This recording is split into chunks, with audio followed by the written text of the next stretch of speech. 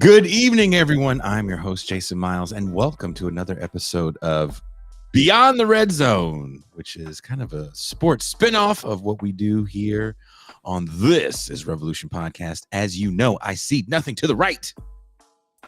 We'll do sports shows about tabletop gaming. What else do we do? Philosophy shows, you name it. Cover it all here on TIR. Also, where else can you get a better hard rockin' intro that is filled with sports that are not real sports? They're all fictional. No one's playing rollerball, and light cycles aren't real. I want to thank everyone that is not watching the football game and watching the show, or those wonderful people out there that are multitasking and watching the San Francisco 49ers, which I am not a fan of. I'm a Bay Area native, not a Niners fan. It's part of my contrarian nature. My dad wanted me to be a Niners fan. Just being a difficult little kid. Nah, don't like their colors. Brown looks like baby crap. I'm a baby and I don't like it. I don't dig it. Orange and blue. Orange and blue. You see Mac in the virtual green room laughing at me because he is a Browns fan. He is from the Cleveland area and he is a Browns fan. But because of scheduling, it's hard for us to do these shows before the season like we wanted to do. So I still want to do a football preview of, predictions that we have. Also, I want to talk about what's already gone down because there's been so many big losses in the NFL already. Aaron Rodgers gets one playoff season done. Trayvon Diggs looks like he's out for the season with an ACL tear. And there's even more. So I can't cover it all, but I know someone that can, and he can do it oh so succinctly, yet oh so eloquently. Please welcome Mac.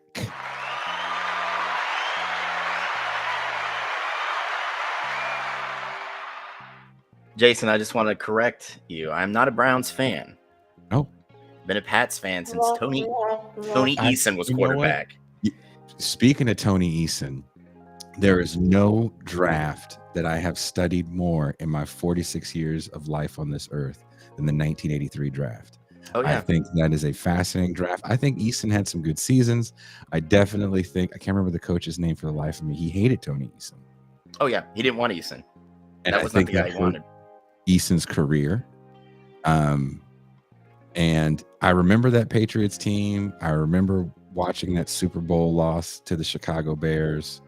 There's a little bit of me that was kind of rooting for that Patriots team because who was it? It was Tony Eason. Irving Fryer was on that team.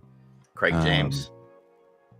James, part of the Pony Express, one of the greatest college backfields of all time. I think a backfield that can rival that backfield would be Reggie Bush and Lindale White. I think that was a frightening backfield. And then you also had the Arkansas team from the early 2000s that had McFadden. Oh my gosh, the big white dude. He had that breakout year with the Browns. Oh God, what is his name? What was his name? And then the third running back, he ended up being like a third round draft pick of the Cowboys and had a pretty good career as well. Marion Barber. He went to Minnesota. I know exactly who you're talking about. I can't think of the name off the top of my head. I still think that USC backfield, just those two, Lindale White and Reggie Bush, kind of amazing. Miami had some amazing backfields in the early 2000s. Absolutely. With Clinton Portis and Willis McGahee in the same backfield. But and maybe you can think about and I don't know how much they were on the field at the same time, but Barry Sanders and who preceded Barry Sanders? I can't think of his name right now. Played for the Bills for years. What is his name, Mac? Oh gosh, dude. We're having brain fog. Dude, we really are, man. And we didn't plan on going this route. No, not at all. Um, Okay, so it was Peyton Hillis, Peyton Felix Hillis. Jones, and Derek McFadden. Felix Jones had some great seasons with the Cowboys. The Yeah. Cowboys have some great number 2 backs, and I guess Jerry Jones has been reading his, fantasy stats and everything. He's like, I got some good number 2 backs. F this Zeke Elliott guy. I mean, that's the thing. Tony Pollard Mm-hmm. last year was averaging 5.5 yards a carry and had over 800 yards, and he was only getting 10 to 15 touches a game. Mm-hmm. He played heavy when Zeke was hurt, which has been happening a lot lately. Yes. Like, I don't think there's been a real big drop off of production at the running back position the way that Zeke Elliott has kind of fallen off a cliff, because you got to think he was power and speed when he was drafted. He spent 2 years just almost rewriting Ohio State rushing records, because like it's kind of hard to do that when Eddie George played 3 complete seasons there and Zeke only had 2 starting years, right? And let's face it, Eddie George played in a time and place where the Ohio State running backs were getting 30 touches a game. I mean, were they still running the option when Eddie George was there? No, it was just like a power eye. A lot of 2 tight end fullback sets, So I mean, you got to think when Eddie George was there, this is when we were starting that kind of Ohio State wide receiver renaissance that we've seen over the past 20 years. Who came out the year that Eddie George came out? You had Terry Glenn was there. Okay. And then later on you had David Boston. I think that was a couple years later, who was a beast until he had his own knee injuries. And steroid problems. Allegedly. Okay. Allegedly. Okay. We are going to do a show. We have to do a show at some point about young people using steroids, because it's a problem. Absolutely. And then you had I do, because like nothing kills me more. Like I saw a report that's saying like 10% of high school athletes are juicing now, and I'm just like, there's no taboo about it. They don't care about bragging about it. There's so many kids, Mac, on the TikTok and Instagram that are doing these experiments. I'm going to try taking Tren. I'm 110 pounds.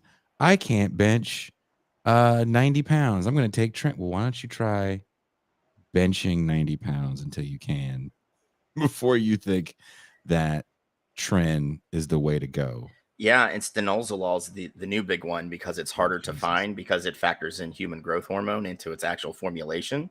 Something the body naturally produces. But a pitcher from the Brewers just got hit with his second PED violation for stanozolol, and a second PED violation is a whole year suspension. So they went hard after the 90s and early 2000s. Yeah. They went real hard on those suspensions. Yeah. There's the stuff that people are doing to not even be athletes. We're not even talking about kids trying to play football, basketball, et cetera, et cetera. There's a lot of guys doing it in combat sports, which I think is really frightening. But these are just cats that just want to look good. And I'm just going to take steroids. And it's so easy to get. I think what's going to be the roughest part is keeping out HGH therapy, which I don't know if you remember, but guys like Vitor and Dan Henderson were using it for 15 years. Couldn't do it in the United States, so they'd go to Brazil where it's legal, right? I mean, it got to the point where Vitor Belfort couldn't fight outside of Brazil because fight commissions wouldn't give him the okay to fight in the United States. So Dana White kind of does this crackdown, right? Listen, if you guys are doing human growth hormone therapy, you're not going to be allowed to fight here. So when you look at Dan Henderson and Vitor Belfort's last few fights, a lot smaller, a lot slower, and they got demolished, right?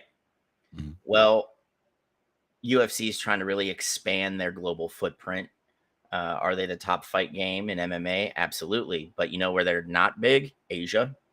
They're not big in Africa. And those are huge untapped markets.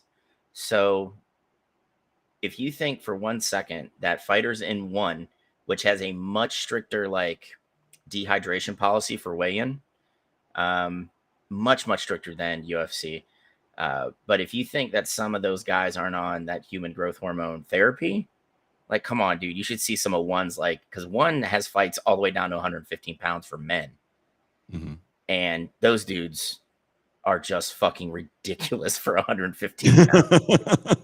Like, bunch of it's like 4-footers that are ripped. yeah, it's like, dude, you're walking around at like fucking 4% body fat and you're only 115 and you look like you could, could crush a watermelon with your thighs and it would be easy, like it's just, and especially like, there is like I can't remember the name of the organization, but it's essentially like an African UFC based out of Africa, right? Mm-hmm.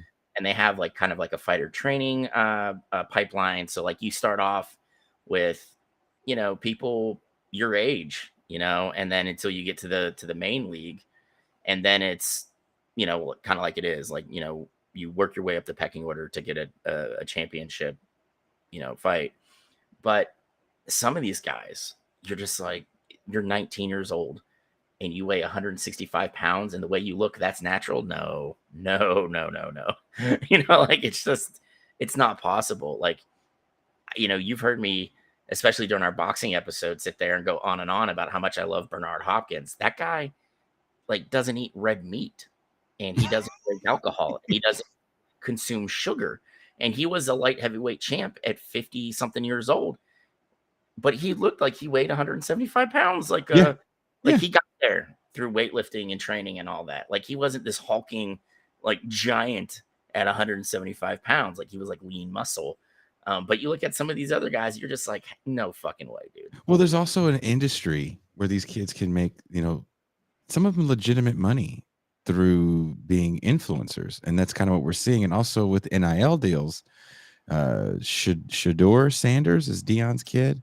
Yeah. He already owns is it a Bentley? A Rolls. Wasn't it a Rolls? Yeah. A Rolls Royce already. And he's 3 weeks in to his big time Division I college life. In Shador's defense, he had like 6 NIL deals last year at Jackson State that totaled over $1 million. The kid is like his father. He is made for advertising. I know agents are, as soon as he became available, they were just chomping at the bit to sign him up. He's got a natural charisma. He's definitely not afraid of a camera. He's also not afraid of his dad, but he has respect for his father. Yeah, I mean, and the thing is when you look at Deion, like, let's face it, a lot of people don't like him because he's brash. Mm-hmm. And let's face it, he is Deion Sanders. He's the guy that always had the gold on. He always spoke his mind. He listened to hip hop. His suits were bright colors when the rest of his teammates wore like black. Mm-hmm. You know what I mean? Mm-hmm. Shador like wears the gold and all this stuff. But listening to him talk, like the guy, he can be eloquent when he wants. He's just, there's a subtleness about him and there's a calmness about him that I enjoy watching him play. Yes, absolutely. I have to admit, I enjoy watching this kid play. When I saw the 98-yard drive that he put together with a minute and change left, I believe, in that game, Colorado versus Colorado State. And let's keep in mind, Colorado, granted, Deion kicked everybody off that team. And we don't have to do, we could do a whole show about Deion Sanders. We did a show about Deion Sanders when he was at Jackson State. Yeah. And he's still someone, I'm on an email chat with a bunch of cats that you guys wouldn't think are huge sports fans. And it was Walter Ben Michaels that sent a message about Deion being pro strike breakers during the baseball strike. Like not getting mad at scab players. Like the guy is not, there's some things he's doing that are interesting, but I don't know if kicking a whole team off to get a bunch of JUCO transfers is, I don't know if that makes him the man people are saying that he is when it comes to caring about kids graduating. Yeah, I mean, and that's the thing. Sanders caught a lot of shit for that, right? And it's, he takes the Colorado job and he tells a lot of the players, listen, there's a reason you guys won a game last year, because you're not that good. So go ahead, put yourself in the transfer portal because there's no spot for you here. And I think there was only like 20 returning players. Sanders completely redid that roster through the transfer portal. Now, he shouldn't get shit for that, because you know how many teams collected 15 brand new players or more from the transfer portal, like when we went to the more, I don't want to call them lax, but the more reasonable transfer rules. Like, dude, almost every one of our big, our top power five, well, not power four teams, they pick up 10 to 15 transfers every fucking year. So because Deion did it with like 60 players, suddenly he's a bad guy. It's like, no, dude, Kansas State under Chris Kleeman, the guy who won like 1 million national titles at North Dakota, was like, okay, there is no talent on this team at Kansas State. I'm going against the likes of like Oklahoma, Texas Tech, player or teams that are bigger, faster, stronger. And he lives off the JUCO list, just lives off that thing. Right. Mm-hmm. And now he's starting to get people to come in because he's put together like consecutive 10-win seasons, and he's not playing boring Bill Snyder ball where it's like Jim Tressel, we're going to run a lot. The punter's the most important guy on the team. It's a boring brand of football. And I say that as an Ohio State fan. Right. But Kleeman, really, really gets into the bringing in JUCO. So why should Deion Sanders catch hell? Because he wanted to revamp a roster that's only won 5 games over the last like 8 or 9 years, come on, dude. Like, he is being paid to win, right? And he doesn't want to lose. Mm-hmm. So, like, why should he catch hell for that? Like, I mean, it makes no fucking sense to me. But it shows the hypocrisy of like sports, the entertainment part of sports. I think Mike Tomlin said it best yesterday. He said, "We're sports entertainers. We want the best. We want the best players on the team to be on the field because I want my fans fat and happy." Right? Like, and he's not wrong. And I really commend a guy like Mike Tomlin, who's caught a lot of hell in his time as a head coach. I mean, when he took over the Steelers from Cowher, they were like, well, he doesn't deserve that job. What's he done? Right? Never mind that, he's won a Super Bowl, been to one other one, has never had a losing season. And I think he's stepping on his dick right now, keeping Matt Canada as his offensive coordinator. But, like, he's a good coach. He knows what the hell he's doing, and he knows how to win. So he just spoke the truth. And I'm really going to, I'm going to just say it now. I think he caught hell for saying that because he's a black dude that said it. Right? Like, if it was Bill Belichick that said it, he's like, yeah, I just want my fans to be fat and happy. And, because we're sports entertainers, I'd be like, you know what, Bill Belichick, you know what? You're absolutely right. You are a sage of the game. You win all these Super Bowls, but because Mike Tomlin said it, it's suddenly like bullshit. It's like, dude, this is a business. That's exactly what it is. They want eyeballs on TV. What do we watch football games for? To be entertained. Like, I'm sorry, that's just the truth. Well, let's jump now to the NFL, and let's do it by divisions, and I'll start in the North, and let's go AFC North alphabetically. Where do the Steelers rank to you? Well, I think that's the toughest division of football right now. Why do you think that? Because every team is just stacked and ready to win right now. And the thing is, they're going to beat each other up, because each team plays the other three teams in the division twice. Mm-hmm. So that's 6 games right there in the AFC North. Now, the Steelers, again, Matt Canada is holding that team back, the offensive coordinator. Pickett looks like he's taking a step back. They really need to kind of lean into Pickett's strengths, which are play action off of RPOs, right? And you've got Najee Harris in the backfield, and their backup's actually pretty good too.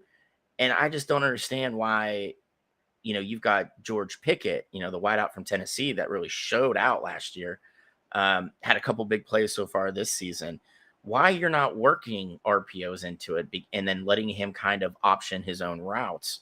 Because you're already running most of your offense out of the shotgun.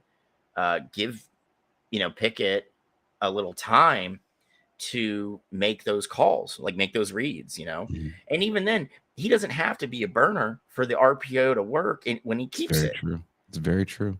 He just needs to get 5 yards and slide, right? Like that's all he's got to do. But it's somebody like Dr. Claw already said the Steelers can't run the ball, and that's going to kill them come November, December. Because you're going to have the ability to kill the clock. And I hate to say it, that short Bill Walsh, short pass game, that does not kill clock, man. Not anymore. It doesn't, so like it that is really going to hurt the Steelers. Now, when you get into like Cincy, offensive line still a problem. Burrow still taking a beating. They can't really run the ball either, which I think the loss of Joe Mixon is starting to kind of be felt a little bit. Or not Mixon, but Perrine, like not having that 1-2 punch in the backfield and leaning on Mixon for the entire rushing load is going to get him. Because even at Oklahoma, Mixon wasn't a guy who carried the ball 30 times a game. And I think what also is really kind of factoring in on Cincinnati's kind of dysfunction at this point is the fact that, their number 2 receiver, T. Higgins, he's in his contract year. Mm-hmm. And he stopped all negotiation. So I can see Higgins leaving. Like with the Burrow deal, you got to think Jamar Chase, his rookie contract is up after next season. There's a lot of money that's going to be going out to keep this offense together. And I don't know if the Brown family actually does that. They're like one of the cheapest fucking ownership groups ever in the NFL. Yeah, too. And then, there's only one family I'd say was worse than the Brown family, and that's the Bidwells, the family that used to own the Cardinals. So, but, Baltimore, they still got Lamar, which always makes them dangerous. They lost their starting running back again. That poor kid cannot stay healthy. This will be, I think, the 3rd year in 4 that he's missed damn near the entire season because of injury. Bringing in Odell Beckham as like a wideout upgrade, especially at this point in his career, I don't think that was smart money. Because, Beckham's already out with an ankle injury and he'll probably be out a couple weeks. And while the wideouts are improved in Baltimore, Lamar's number 1 target is still Mark Andrews, the tight end. Does that speak more to Lamar's development as a quarterback or the wide receiver talent? Well, can you imagine being in his shoes where like you want to get it down the field because all he's got to do is flick his wrist and the ball travels 80 yards? And you've never really had good receivers that caught the ball with any regularity, right? And yeah, Dr. Claus Zay Flowers is good, but again, he's a rookie.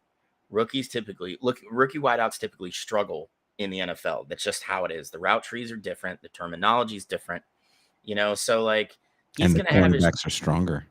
Yeah. Like I said before, everybody in this league is fast. Everybody. And when they look slow, it's just because everybody is that fast, Well, I take that back. Daniel Jones is not fast. I've watched him for about 10 minutes right now, and it's not looking. Well, we went down, and then we get to the Browns, right? Yes, dun, dun, dun. We get to the Browns. The Cleveland Browns are built to win now. They are not coached to win now, right? Kevin Stefanski gets into the playoffs off of what? Just the most devastating run game the NFL has seen since like the fucking 80s, because you had Nick Chubb and Kareem Hunt just owning folks, right? And last season, after his suspension, they put in Deshaun Watson, who, hasn't played ball in a while, and he looked bad. And Stefanski moved away from running the ball with arguably the best running back in the game, Nick Chubb. And, this past Monday night, Nick Chubb had a devastating knee injury.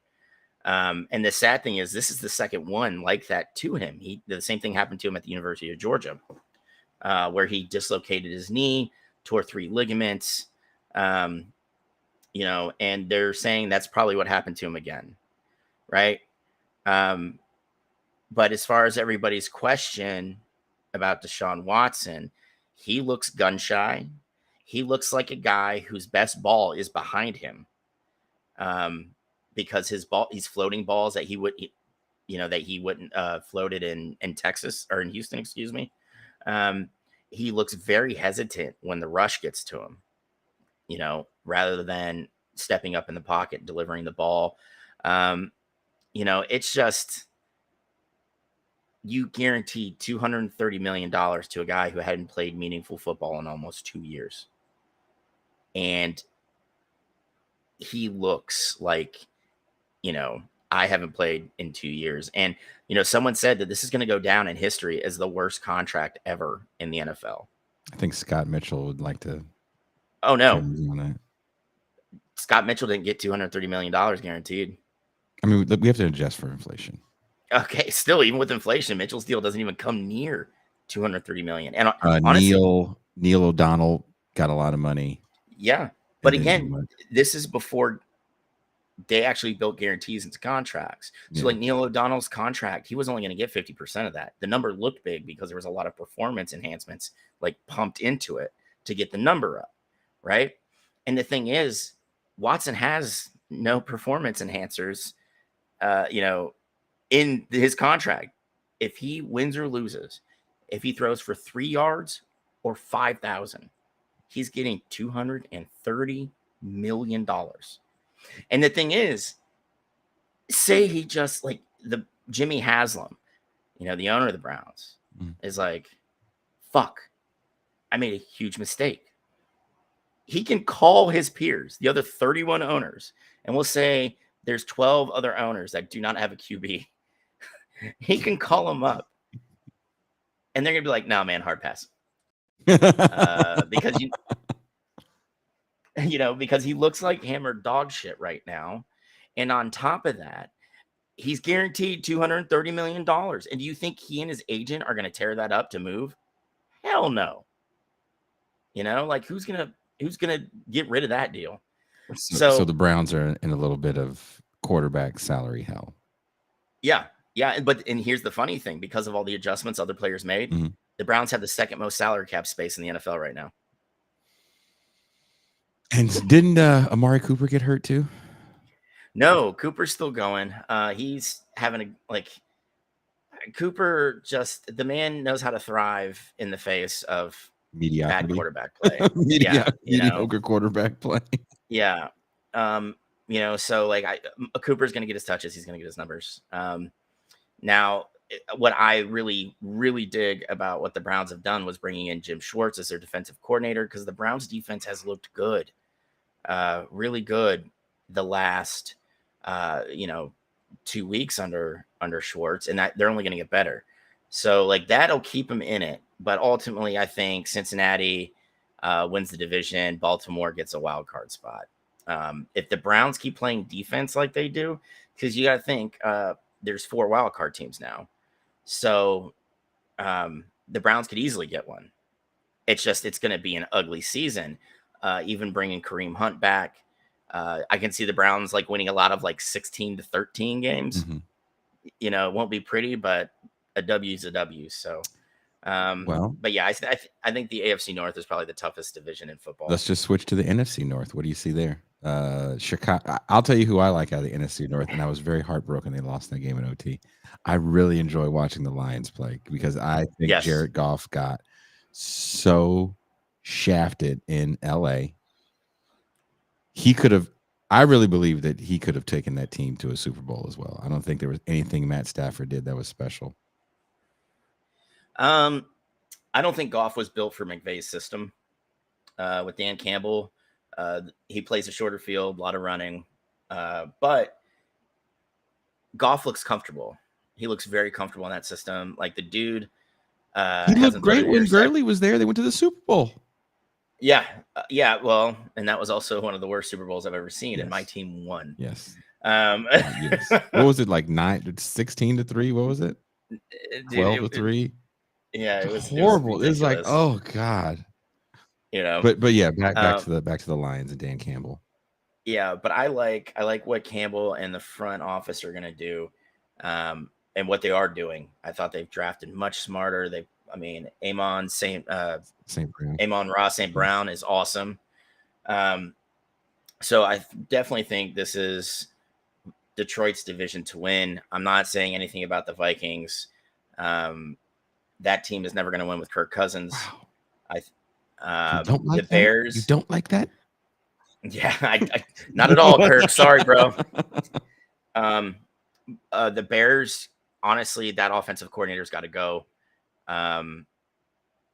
He's holding Justin Fields back because if you remember what he did at the end of last season, they're not doing it at all this season.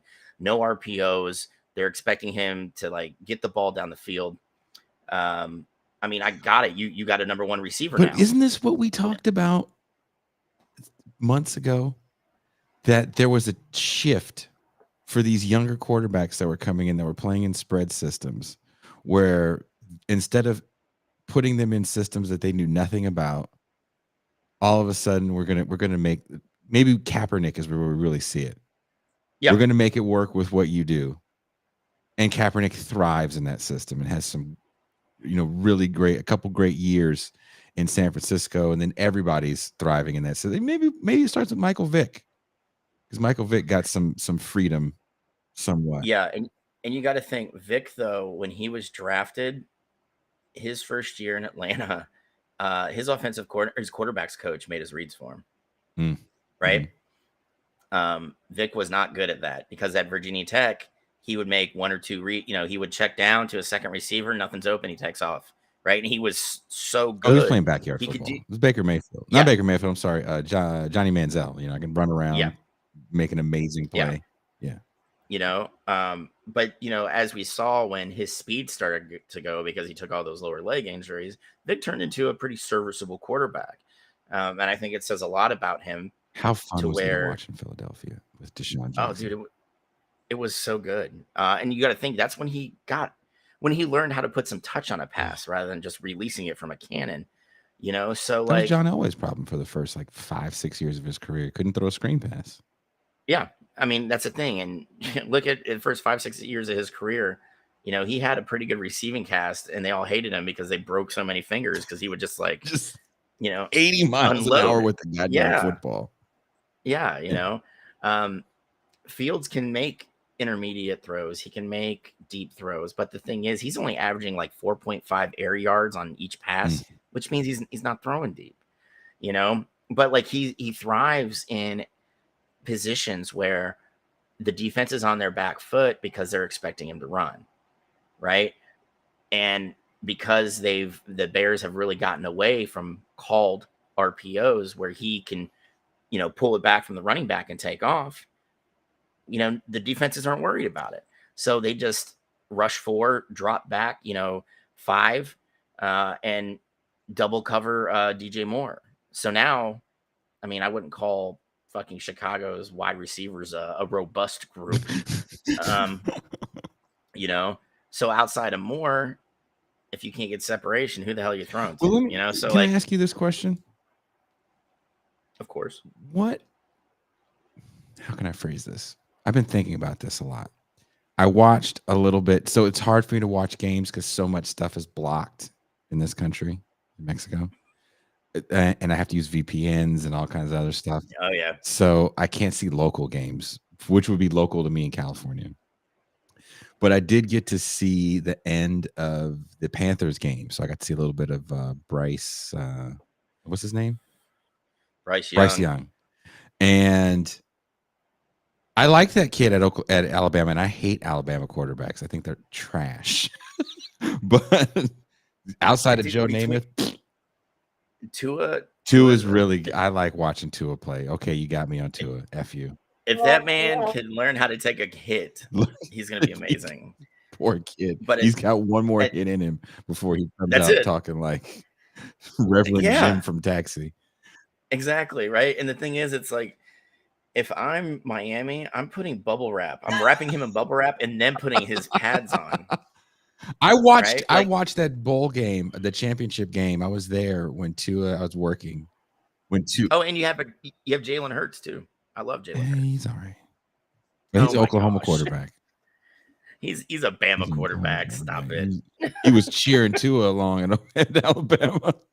But Well, seriously, what happens when you take these guys from these programs that are massive winners and all they've ever known is winning? They won at the Pee Wee League, they won in high school, then they go and they just dominate in college, and then they get to the NFL on these garbage teams, and they're not very, I shouldn't say garbage teams, on teams that aren't as loaded as their college teams were for whatever reason, underperforming for whatever reason. Maybe they're walking into the door during a coaching change, which can be uncomfortable. Oh, it's miserable for young quarterbacks. I mean, people don't understand that the revolving door of offensive coordinators and head coaches in the first 3 years of Baker Mayfield's career is probably what caused him to struggle so mightily. And I mean, that just goes to show you how fickle fandom is. Mayfield takes him to the playoffs and beats the Steelers, right? Mm-hmm. And then goes toe to toe with the Chiefs, mm-hmm. barely losing that Mm-hmm. game. And you could have built a statue of Baker Mayfield outside of Brown Stadium, He's doing those right? commercials. Right. And then the next year, he has that rotator cuff injury in his non-throwing shoulder. But if anybody's thrown a football and done it well, your whole upper body's into it. Mm-hmm. So, like, if you're fucked up, it's gonna throw off everything. So he didn't look good. He played through that injury, and Cleveland fans were just like, "Fuck this guy. He's such a piece of shit." Right? It's Johnny Manziel hangover, because I think those guys played a similar game in college. I think Baker Mayfield is a safer Johnny Manziel. I think he's antithetical to Manziel behavior-wise. But everything else looks very Johnny Manziel. I don't think Mayfield is all that fast. He's not that big. No, but I tell you right now, Mayfield well coached. Yeah, Mayfield flamed out in Carolina, but when he was brought in as the emergency quarterback for the Rams, had a couple really good games being coached by McVay. And that's what launched him into the Tampa job this year. And I'm not saying Tampa's coaching staff's great. But having that stability and the time to learn a playbook, and it doesn't hurt having Mike Evans as your, wide receiver one. He's looked really good this season. So, I mean, as a young quarterback, but you're young. But what I'm asking you, if you're, I'm sorry to cut you off. If you're a young quarterback and you're a top 5 pick, you're walking into a situation where you are not the missing piece to even a 500 season. And it feels like, especially because a lot of these guys are playing for universities now where I wouldn't say the game has changed, but they're probably playing 5 to 6 big games a year. I'd say even including a bowl game. So the level of competition they're playing isn't that big. The windows they're throwing through are massive. They're not even throwing through windows, they're throwing through barn doors, which is why Shedeur Sanders is so fun to watch, because you're watching this kid throw through cracks in the window. Yeah. And hitting people between the numbers, and sometimes they're dropping the passes on them. But again, when I watched Bryce Young play at Alabama, he kind of had that where these huge windows to throw to. And also the kid from Ohio, CJ Stroud. I think these are good players. I think they'll be serviceable quarterbacks, but when I see the looks on their faces, they're so dejected. It almost looks like they don't understand. And again, this is me projecting, but it looks like they don't understand. Then when you watch a guy like Richardson, sadly, he got hurt in that game with a concussion. That was a fun game to watch. Richardson wasn't beating the world at Florida. Yeah. So he can walk in the door and have legitimate fun. He's got a pretty decent team around him. Pittman is a hog of a wide receiver. Yeah, and that's the thing. The Colts, Richardson fell into the best spot out of all of them because the Colts aren't too far along from being a good team, right? Now, as far as like looking dejected, I think that has more to do with the fact that they know that they're going to line up behind two of the worst offensive lines in the league. Mm-hmm. Like CJ Stroud, right, threw for 360 yards last week. He was under pressure for over 35% of his dropbacks. Oh, I watched most of that game, and because again, I wanted to get a gauge on how he's handling the game, and to what we were saying earlier, they're putting him under center, which primarily wasn't what he was running. No, in at Ohio, and Ohio State. Sorry, God, you guys are so particular. No, if I was going to be very particular, I would have said the Ohio I would have State. walked to North Carolina and shook the shit out of you. Well, like the thing is, the league average for pressure is 11%. And CJ Stroud was under pressure 35% of his dropbacks. And he doesn't want to take off. No, that's not his game. That's not his game. And I think every time we have to get over this. We have to get over this. I had this argument with Ohio State fans who got pissy at him because he lost to Michigan twice in a row. They're like, well, he should have took off and ran. His game. That is not. No, he is a drop back quarterback. He just happens to be colored. Yeah. That's Byron Leftwich just happened to be black. He was not a running quarterback at Marshall. God, no. You did not want Byron. You didn't want him running at all. No. He put up massive passing numbers at Marshall. Yes. You know why? Because he stayed in the pocket and he chucked. Same thing could be said with CJ Stroud. He can move around in the pocket. Of course he can. But that kid is looking downfield because he wants to make a play. I look at Richardson. I'm literally looking at him play like all the other great first-year quarterbacks. I don't see it on this half of the field. I'm running. Yep, I'm out. And that's the thing. That is going to get him in trouble because he's been injured at the end of both games. And like this past Sunday, like he went to the tent and was like, dude, I got hit in the head. I think I might have a concussion. Right? One, I give him a lot of credit for that. A lot of credit. Because you got to think even 10 years ago, no one's doing that. And I'm glad that younger players are realizing I only have so many years in this league. I do not want my brain to be as smooth as a marble when NIL money changed that. And I think myself as brand changed that, and understanding that I have a lot to offer to the marketing world, the merchandise world. I also think Junior Seau's suicide had a lot to do with it. This was a guy that everybody knew, but he leaves that note, and says, I'm donating my brain. I want it to be studied. I haven't been the same since I retired. And then when they took his brain out of his skull, everybody, like the doctors were like, oh, fuck. Like how was this man upright? Because he had so many just gray areas all over, So I think when you see a guy that seemed superhuman, and Seau did, he looked superhuman in college at USC. He looked superhuman even those last few years in San Diego when the Spanos family was like, he's not that good anymore. Let's get him out of here. And where's he go? New England, and completely just balls out there in a system that he normally didn't play in. So like when you see a guy that's a superhero, one, take his own life. And two, like it tries to bring light on something that's been afflicting football players since football's became a thing. I think that is going to shake you up a bit, So, I mean, like I give Richardson a lot of credit, but the Colts, if they've got to be careful with him because he can end up like Tua, one shot away from, drooling all over himself at the press conference. I forgot to tell you this, Mac. I have to do a hard out in 20 minutes.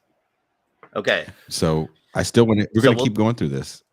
Yeah, we'll do the round robin. We'll do a speed run. Here I'm going to hit up some teams that everybody wants to talk about. Okay. Everybody wants to know about the Jets post Aaron Rodgers. Cook. Okay. I'm going to tell you that. Okay. Zach Wilson. I'll be quick with this. Zach Wilson is not going to get you the playoffs. I mean, here's the thing. Garrett Wilson, another Ohio State wide receiver, who's absolutely amazing. Kid is really fun to watch. Oh God, he's amazing. Who's on the other side of the field from him? Allen Lazard. That's all I'm going to say, right? Aaron Rodgers might love that guy. He doesn't put up numbers, compared to a lot of the number 2 wide receivers in the league. If Robert Saleh leans on the run and doesn't let Wilson throw the ball more than 20, 25 times a game, they'll get a playoff spot, but they're not going far in the playoffs. You don't believe in Wilson? Fuck no. That guy, you know what I believe in him for? Fucking his classmates' moms. That's what I believe in Zach Wilson for.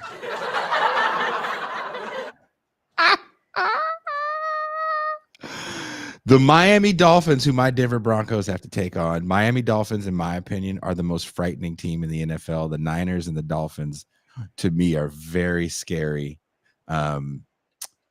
Tyreek Hill is playing on all Madden mode. Oh, yeah. And then you have Waddle on the other side. Dude, I mean, they're both burners. Raheem Mostert, everybody's like, he played 5 years in the league without anybody paying attention to him. He gets to San Fran under Mike McDaniels as OC, Kyle Shanahan as head coach, and has like 2,000-yard seasons. Follows McDaniels to Miami, and dude, Mostert had 140-something yards rushing on Sunday night. So like they have good running back depth. That the defense could use a little work, but I mean, let's face it, defenses typically take longer to gel. So like by midseason, Miami's going to win the East, I think. But can they go all the way to the Super Bowl, somewhere they haven't been since 1984? I don't see why not. Speed kills in this league, and they're honestly the fastest team in the NFL. So, and I don't know anybody who's really schemed well. I mean, Belichick and the Belichicks, Steve and Bill, schemed fairly well to keep the deep passes from being in effect on Sunday night, but they gave up the middle of the field, and Waddle ate them up, and Mostert also ran up the gut a lot, which caused problems. So, I mean, if you can keep Tyreek Hill and Jalen Waddle to like 10 catches combined, that's a good day. That is a good day. So like I don't think there's many defenses that could really do that though. What's a defense you think they could beat them? I mean, they lost games, Philly, but they did lose quite a few games. Yeah. I mean, if I'm off the top of my head, I'm going to go Philly and probably the Niners D, because they're just so fast up front. They would really inhibit Tua's ability to get the ball out quickly or make those reads where he can check down from Tyreek Hill to go to Waddle or a tight end, stuff like that. So those two defenses are the two best in the NFL. Hands down. I think the Houston Texans have a chance to have a really good defense just because I love DeMeco Ryans. I think he's going to be really good for that defense. Now, I have the Niners box score up in front of me. They're up 17-6 at halftime on the Giants. Brock Purdy has a touchdown pass. Daniel Jones is under 100 yards. Christian McCaffrey, 10 carries, 61 yards, and a touchdown. And he also has another 30 yards receiving, so he's almost at 100 yards from scrimmage. He's a monster. They have two cheat code players in San Francisco, Deebo Samuel and Christian McCaffrey. And I'd even argue Brandon Ayuk is another one. Brandon Ayuk is a great wide receiver that gets slept on. You have George Kittle at the tight end position. You have a very, very solid defense there in San Francisco. A pretty smart head coach that can't seem to win the big one, unlike his dad. But he was on those staffs as a very young man, even in '94. I think he's a student assistant. Yeah, I mean, and the thing is, Shanahan, his biggest problem is come playoff time is he does a lot like what Kevin Stefanski does. He knows he's the better play caller on the field, and he just overthinks what he's doing. I really think that's it. Are the Niners the team to beat in the NFL? I'd say they're the team to beat in the NFC. Do you think Brock Purdy? Until you win a Super Bowl, you can't be the team to beat. Ooh. You know what I mean? Like, that's just how I feel about it. So who's the team to beat in the NFL? I still think it's Kansas City. I think they can be got this year, but until they don't make it to the Super Bowl, you can't really. I mean, Pat Mahomes is something else. Their defense is a lot better. They lost a lot of weapons on offense. I think losing Hill was a bigger kick in the pills, and they let on because, they did win the Super Bowl last year. But they don't run the ball well. I really like Pacheco. I don't understand why Andy Reid doesn't call more runs just for him. But it just, like I said, right now they're defending champs, and that's the team to beat. That's the measuring stick, right? So, I mean, the Niners, I think they have a good chance. If it's KC Niners in the Super Bowl, I think the Niners can get them this time. Oh, there's revenge to play for. Yeah. And I also think that this is a defense that was kind of caught off guard against the speed of Tyreek Hill in that Super Bowl. And he's not there anymore. I mean, the little only receiving threat you have to really worry about and scheme for is Travis Kelce. Are the Buffalo Bills, are they done? Or are they still going to be a good team? They're going to be a good team. Okay. But see, they've had the advantage of playing in an AFC East that has been super down, since Brady left. When Brady left and the Pats fell off, the Jets were the Jets, right? The Dolphins were the Dolphins, so like it was a great time for Buffalo to be on the up, but now what are you doing to get over the hump there? And if I were the Bills, I would have went hell bent for leather to get Dalvin Cook.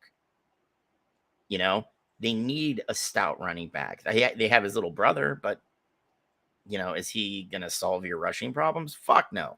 And the thing is you can have a run and gun QB. We saw it in Buffalo for 14 years with Jim Kelly. Who was a lot more accurate in my opinion. Yeah, absolutely. But I think a lot of that had to do with Kelly playing in the system that he played in college and then going to the USFL first. Which was very much a much more pass happy league than the NFL was. I mean, he was throwing for 5,000 yards in the USFL.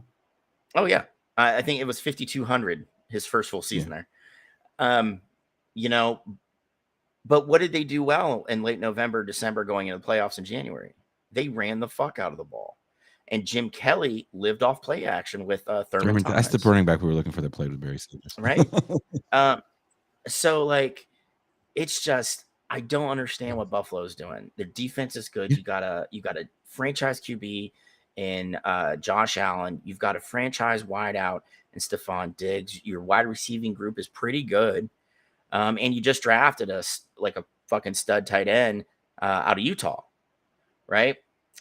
And it's just like, you need to run the ball, and they don't do it well. So I don't know, man. I think this year the East is going to go to the Dolphins, and Buffalo will be a wild card team. Okay, back to the East, but in the NFC, you mentioned this team once.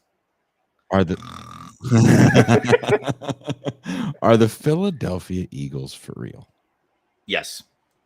That team that's a good team, man. And let's face it, this is a team that drafts so well.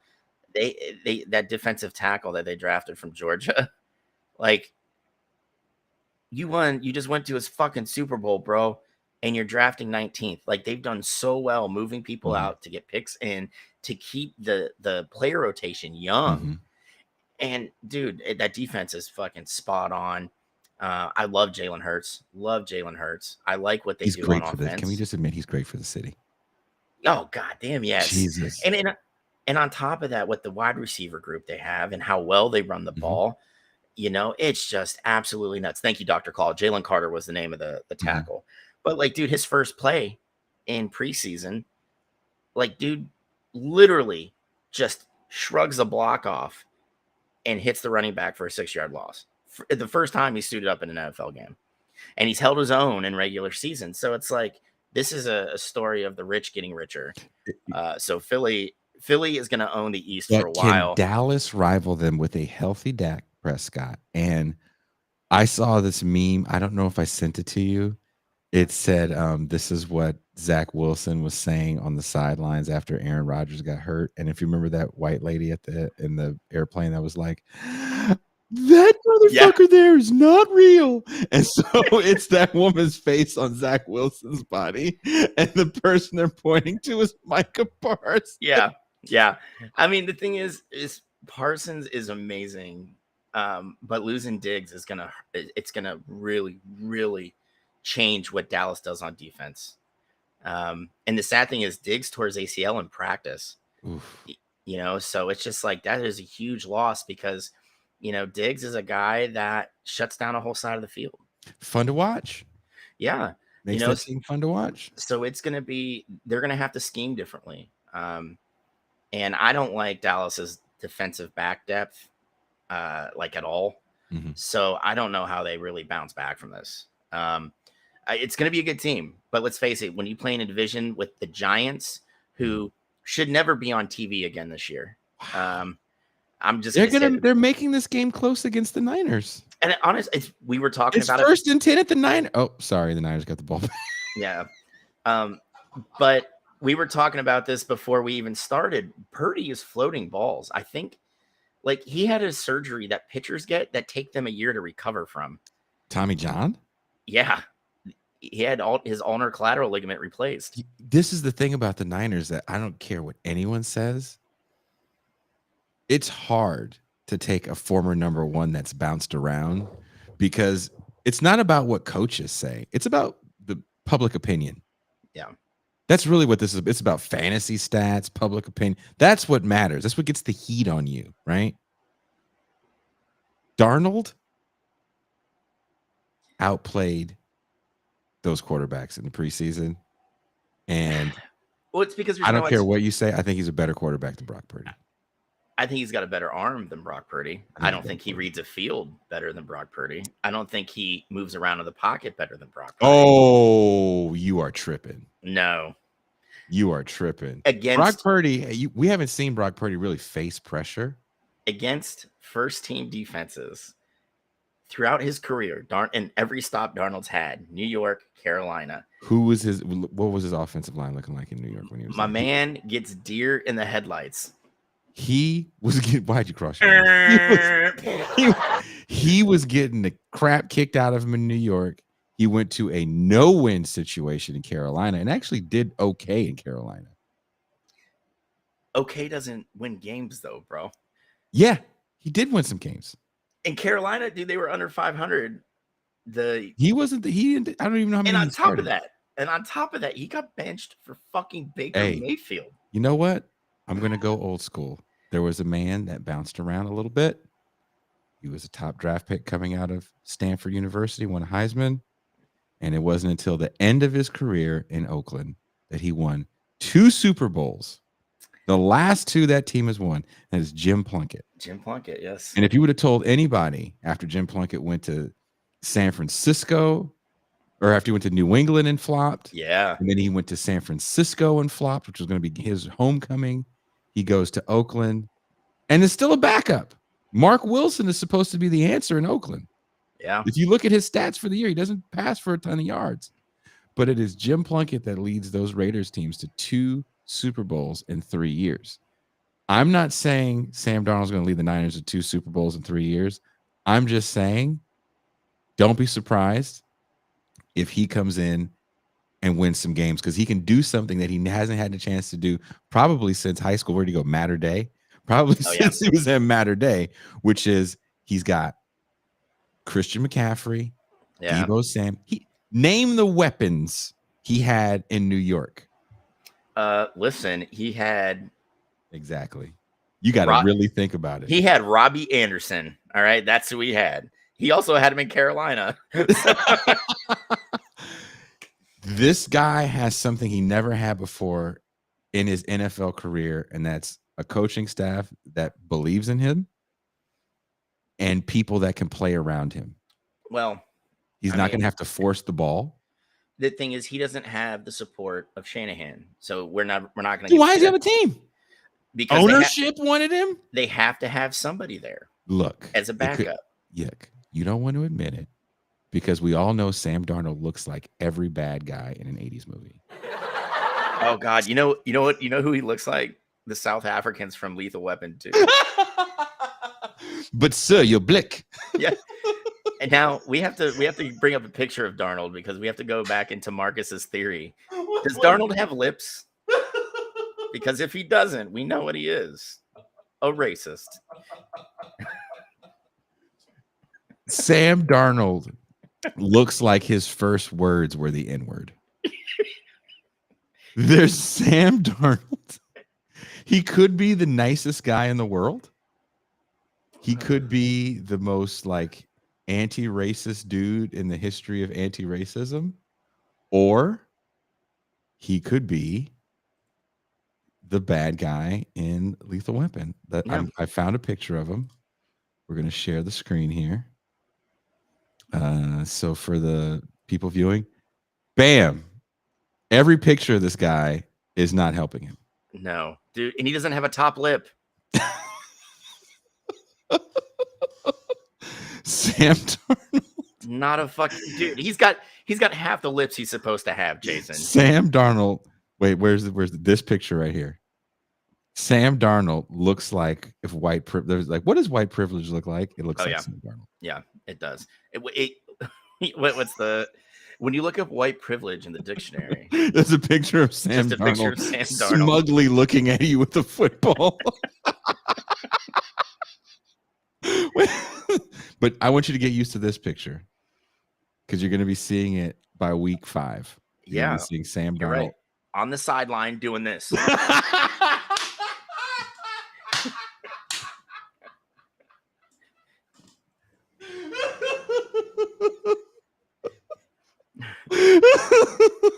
You're right. We will see him. We're going to see that big number 14 calling in the plays to Brock Purdy. But yeah, I mean, let's do this quickly. NFC East, definitely Philly. If we're going NFC South. Wait a minute. So Kansas City is your team to beat. Yes. Can the Broncos shock the world and get a wild card spot? That collapse in the second half, or pretty much the second quarter in that game. Yeah, but you know what? I have learned my lesson. I don't talk shit about Sean Payton-led teams. He knows how to coach. He's a very successful coach. And I'm telling you right now, Russell Wilson looks so much better than he did last season. He looked way more decisive. I mean, there's still times where, he kind of looked like he got jittery, but like just getting the ball out a lot quicker. He's not holding on to it as long. I think that Peyton really needs to take advantage of Wilson's mobility a little more, like call some design plays where you can get to the outside and just get 9 yards, go out of bounds. Dr. Claus says that Hail Mary was nuts. That, and I do want to end the show with this. I do have to voice this. I'm a football fan first. I'm a Bronco fan second. I always say that. And that Hail Mary was like one of those, oh my God, I'm running around my apartment screaming very loudly. I'm glad the neighbors didn't come out.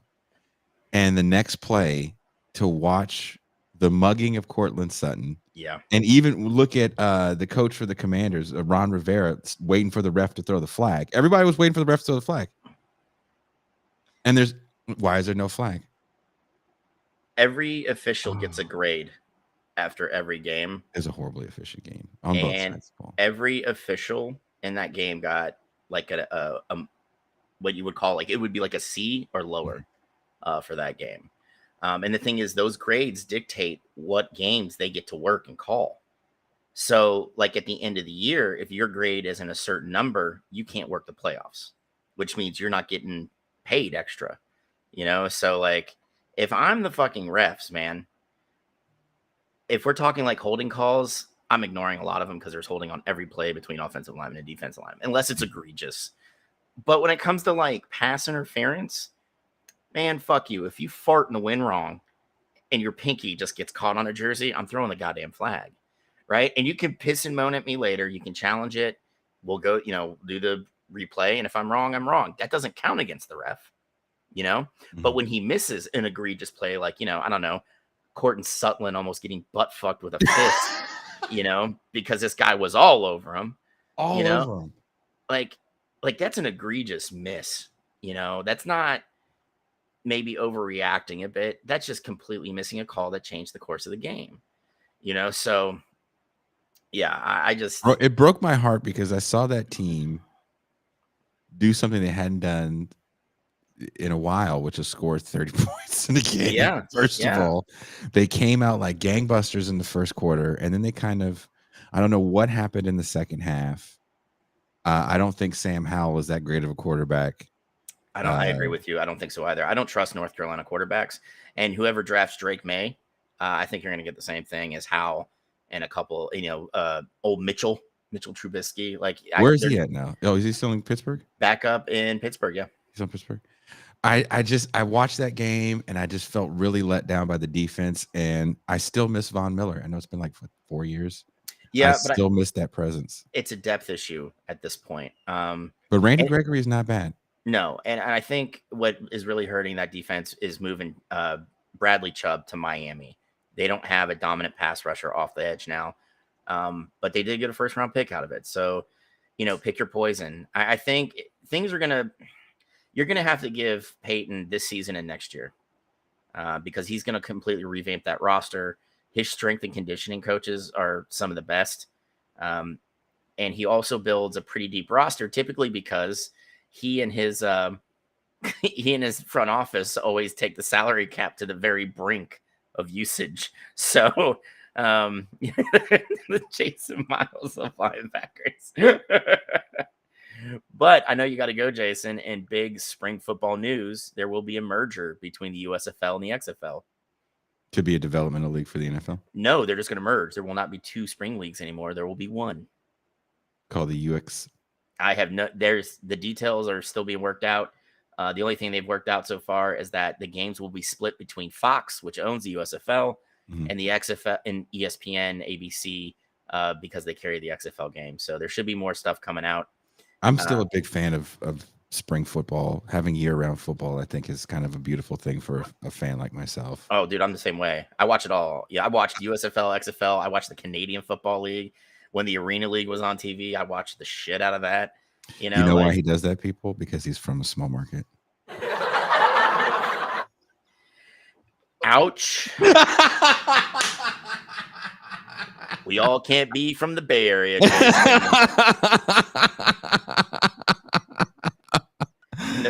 The fact of the matter is, I would not thrive in the Bay Area. Too much seafood, and I'm allergic to it. That's literally where I have to go. I have to run down the coast of Baja to go to a coastal. I'll take some pictures for you if the sun is still out. If it's even going down, it is one of the more beautiful sunsets I've seen in 46 years and of a lot of international travel. God, I want a nice sunset. Hey, you know the rule. The spare bedroom is always open. The sheets are always laundered. Well, I'm doing Christmas gifts right now. I just bought Bailey's new Switch. Mm-hmm. Kale wants an Oculus VR headset, so that's another $350 I got to come up with. But starting in January, I'm just sacking money away for seeds, ammunition, and take one trip in the summer. So, you know what would have been a better Christmas present for him? A trip to see Uncle Jason. Oh, no, you don't want to deal with my daughter right now. You've already dealt with 14-year-old girls, and my daughter's just like, oh my God, I cannot believe it. There's so much to do here. And you can give her a foot in the ass and be like, you'll figure it out. Dude, my daughter is a little bitch right now, and I hate saying that, but she is. I'm going to leave with you with this. Because of all this open space that is not monopolized by capital in this country, for better or for worse, the people that are able to use it for good, on Mexican Independence Day, that just the past weekend, me and a friend of mine went to Tijuana, and we've been going there so much. And there's like a little scene that there's a certain show I want to see. I heard in TJ a lot. We do not go to that show. Just kidding, everybody. I really don't want to see that. I don't want to see any of that. But there's this little clothing store that sells like I got to take a picture for you next time I'm there if you want any band shirts, because they sell these like bootleg shirts of bands and horror movies. And I got Ben a shirt, so I'll take a picture next time I'm there. But anyway, the people at the store know us now. They're like, "Hey, you guys going to the concert?" We're like, "We don't know anything about anything." They're like, "Oh, go to this cafe, and there's going to be a show there."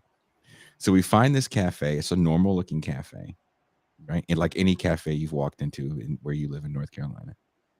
We walk through these double doors, and it leads you through this kind of decrepit amphitheater. And these kids, and it's like a proper amphitheater. And these kids are throwing a show in there. They took the middle of the amphitheater, which would have been standing room only, and turned that part into a skate park.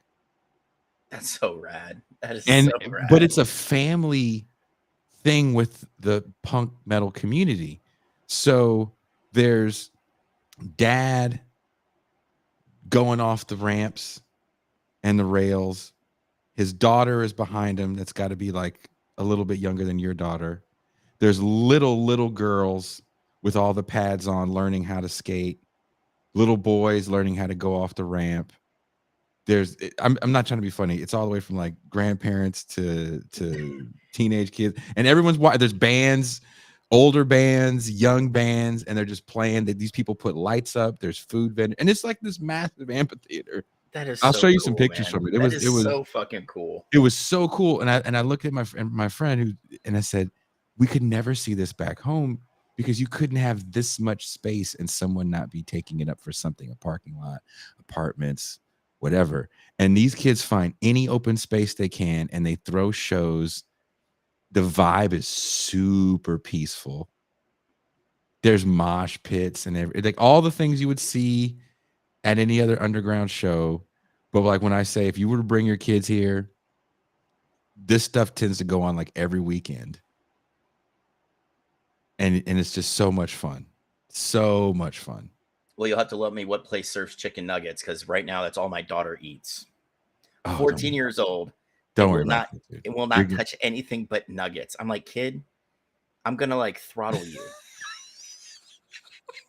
Like I said, don't you worry about that. You just get your tookus down here, and we will have a champagne jam. That's what I'm talking about. And we could do a weird show. Oh yeah, we could totally do a show from anywhere there, and it would be so much fun. Like we could do a show. There's a football stadium down there because TJ has a football team. Oh, dude, yeah. I was reading about this because I don't know if you saw, but the X League, which is Japan's professional American football league team, does like 20,000 people a game, and I was like, holy shit.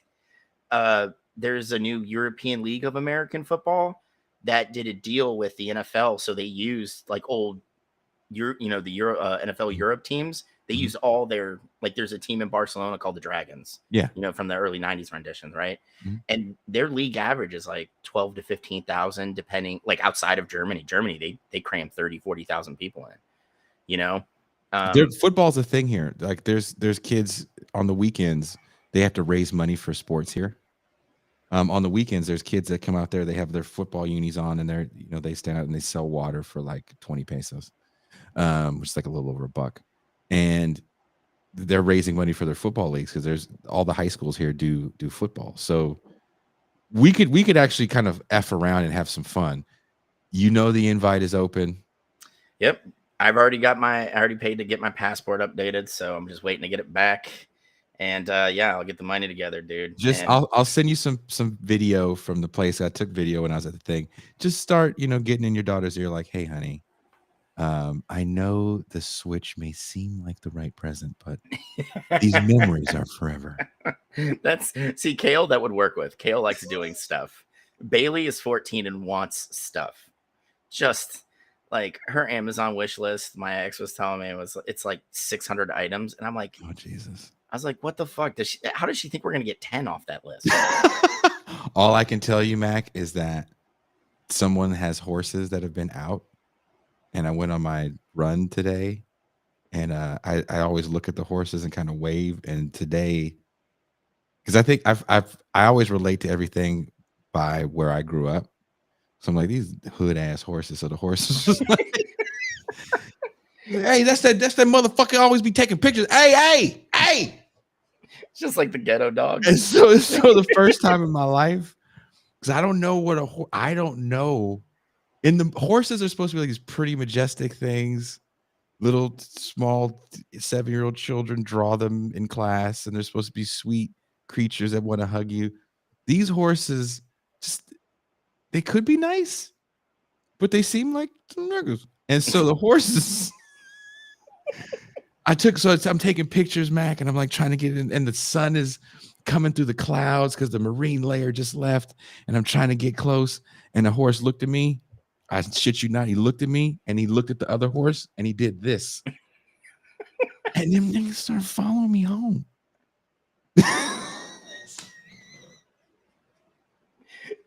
You better be careful because you're starting to sound like Sam Darnold when he's just going out and walking away from a restaurant. Sam Darnold leaving an Oakland restaurant, living in the Bay. He gets home. He's like, excuse me, 911. Yes. Some of the youths have followed me. And I know what youths you know what I'm talking about. It's Darnold with an A. Mr. Darnold, this is the 28th call we've had this week. There are just black people that live on your block. Listen, I did not come to play for the San Francisco 49ers to have this happen.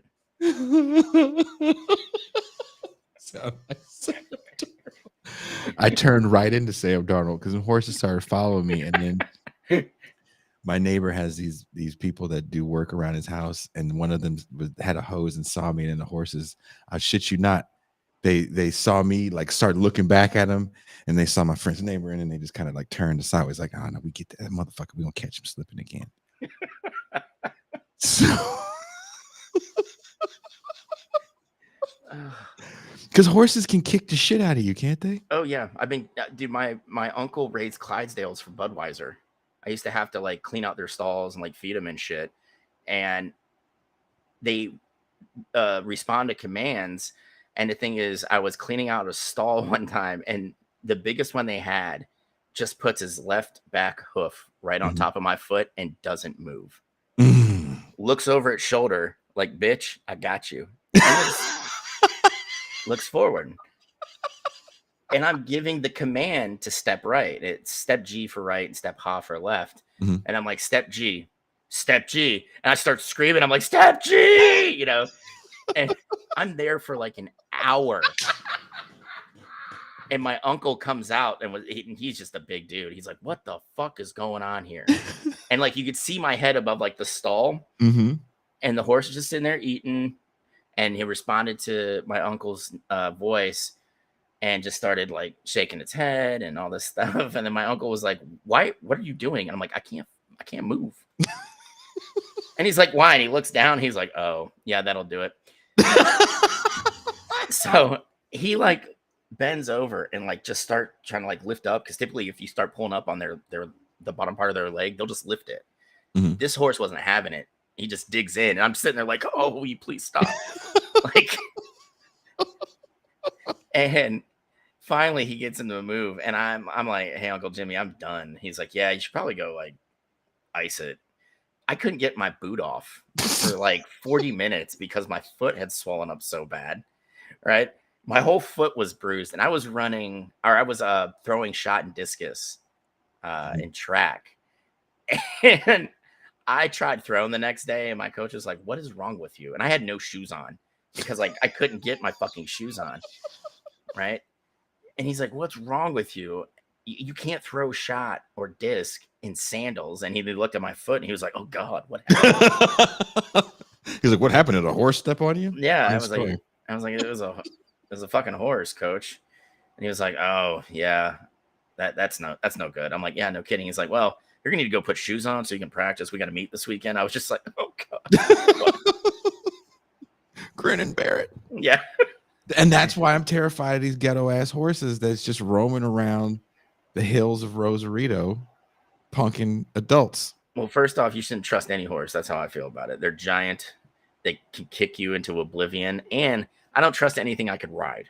Okay? Like, I don't fucking trust it. I think that's what the last thing my ex-wife said. Hey. And it looks like the Giants are coming in closer. It's 20-12. Yep. Can we please stop putting the Giants on television? Like, just stop.